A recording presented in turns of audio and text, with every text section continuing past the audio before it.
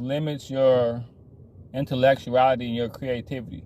You know, dealing with a narcissist is like dealing with an overgrown 6-year-old. So you can't really talk about nothing creative. You can't really talk about nothing intellectual unless they faking something intellectual that they talking about, and you can try to talk about some fake intellectual stuff that they coming with, but then you realize they only surface level think. So even what they talking about, they full of shit because they only talk about stuff to like look like they know stuff. They don't really organically know anything. It's hard to really do anything creative or intellectual with a narcissist because you spend a majority of the time catering to them. And like, remember I told you, it's like being with having a pet you're afraid of.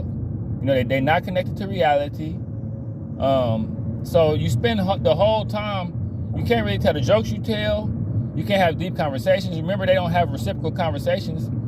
So you spend the whole time with like your spirit and your mind kind of like on its knees, kind of like crouched down, kind of like making yourself smaller.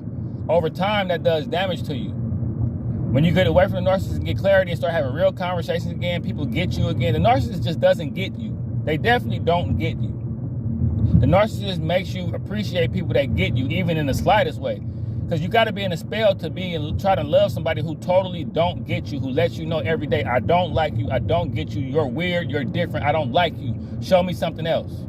You know, it's like they just limit your creativity and your intellectuality. You can't really have a smart conversation with a grown child that's been trapped at 13 their whole life. You know what I'm saying?